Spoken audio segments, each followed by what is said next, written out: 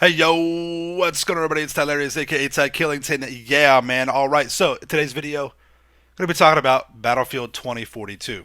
Now, while I was on vacation, they not only had the reveal, they also had some gameplay trailer come out as well. Alright, what we're seeing here is some footage from Battlefield 1, which came out several years ago. Still one of the best FPS games out today and ever made. It's a beautiful game, really good. World War I based, still has fast paced, chaotic. It's awesome. I love it.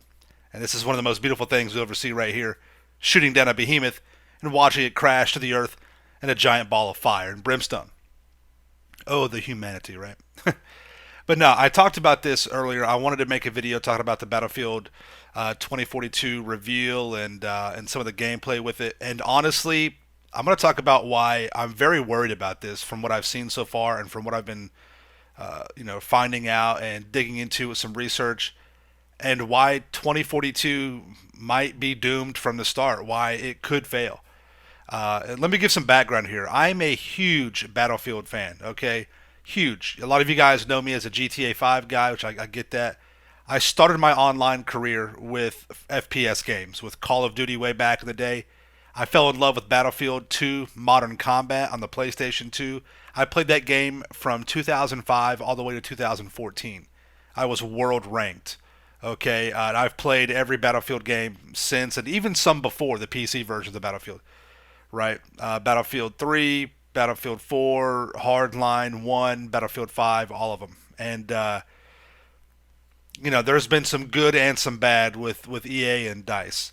Let's go ahead and look at the official gameplay trailer. This is just off of their YouTube page. I don't have any audio with this. I don't have any copyright. I may still get copyright just for even showing this. But this is the actual gameplay they're showing here, and there's just a lot going on.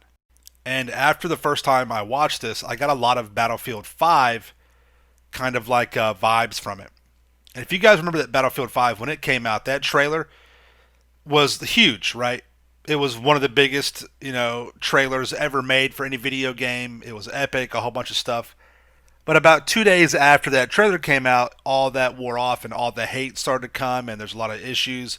Battlefield started to respond to some of these haters and things like that, and it just went downhill from there.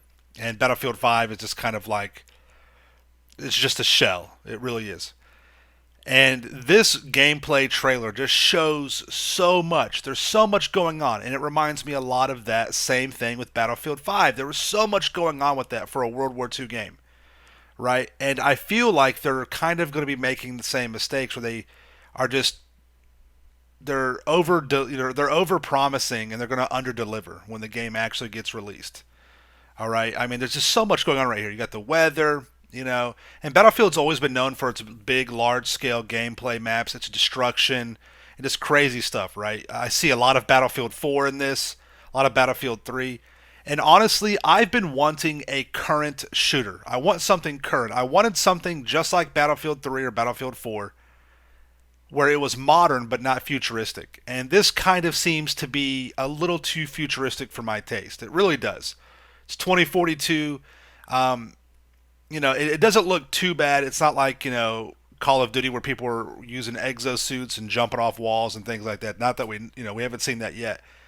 But it seems like it's just a little too much over the top. All I want is just a current day, M4s, AKs, RPGs, nothing too crazy. I mean, look at this with these tornadoes. It just looks like it's just too much. It's just too much. They're doing too much, right? I mean, none of this is viable. It just does not look like it would be entertaining. And Battlefield 4 had weather. They had storms. They had desert like sandstorms. They had on Parcel Island. They had the storm where the ship would crash into the island or whatever. I think it's the map it was on. They've had some cool stuff, and that's fine. But I don't know. It just seems like it's a little too much with this gameplay. It just looks like they're over delivering and gonna under or over promising and gonna under deliver, right? So apparently we're gonna get more from this game July 22nd. So, and what we already do know is that it's going to be 128 players. For those that don't know, Battlefield games for years now have been 64 player maps, right? 32 on one side, 32 on the other. And then you have other ones for like Team Deathmatch and Rush. There's a whole bunch of different game modes. Battlefield truly is. I mean, when they're on point, their games are perfect. You know, Battlefield 3, Battlefield 4, Battlefield 1. These games were just it's hard to they're not a FPS, or they're not just a FPS. They are a war simulator. You know, Call of Duty gets all the credit because they have the competitive side. All the YouTubers and Twitch streamers, it's got the competitive side to it. They've got the battle royale stuff, right? They got both those aspects locked down. I wish Battlefield would invest more in the competitive side, 6v6 stuff like that, but they haven't. And we know that Battlefield 2042 will be released October 22nd, so just a few months away, really, not that far off. But there's still a lot of questions that they have to ask, or that they have to answer, because they're being asked right now. So hopefully, and during this July, reveal or update, we'll get some more information. Modern Warzone says that Battlefield 2042 will have a battle pass with both free and paid options. No weapons or vehicles will be locked behind a paywall. So it looks like Battlefield is kind of getting toward that whole battle pass, that whole season thing, right? Which is just the way the future's going. It's just a way to generate money with microtransactions. And I'm okay with that. It is what it is. As long as nothing is pay to win, like there's guns that are better than other ones behind a paywall, I'm fine with that, right?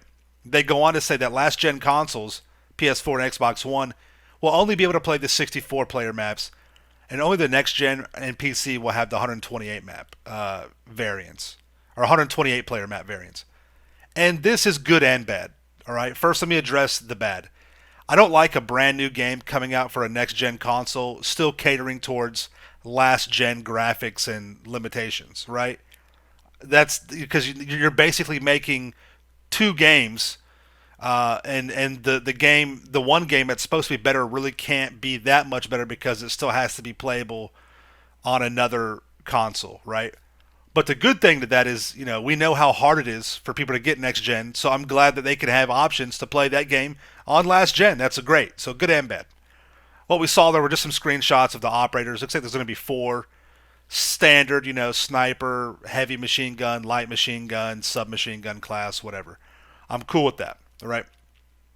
So with that being said, with the new gen and last gen things, that's good and bad. But I'm glad that people will have the option to play with last gen consoles. Okay, I'm very happy for that. Westy says that he has some questions. Still some things on the checklist, right? Crossplay, 120 FPS, destruction, gunplay, hazard zone. Where are these things? And let's talk about it. And the biggest question I have on this list is going to be the crossplay. How are they going to be able to pull off 128 players without having crossplay, right? And we'll get to that in just a moment, what they're going to end up doing with this, or what I think they're going to end up doing with this, and why it could be very bad, very detrimental to the game. But yeah, as you guys know now, one of the biggest FPSs that's going right now is Warzone with Call of Duty, and it's 150 players, right? And they have to have cross-gen. They have to have PlayStation, Xbox, and PC to get those lobbies filled up. And anytime you have a game with PC, you got cheaters, and it hurts the game bad. Warzone has already banned like 500,000 accounts due to cheating. That's insane. That's not good. That's insane. But read this. This just came out the other day from Battlefield. They say that Battlefield 2042 will use AI bots to fill multiplayer matches to allow for co-op or solo play. Artificial intelligence will storm the battlefield for the very first time in the series history. That worries me a lot, right? Because if anybody knows anything about FPS games and the player base, the whole bot situation is a big deal. Nobody wants to be playing with bots and online. It messes with basically the whole environment and the fundamentals of the game. Being called a bot is like one of the greatest offenses out there. It means that your gameplay is weak, you're dumb, you're AI, you're not real, you're easy to kill, you're just a bot, right?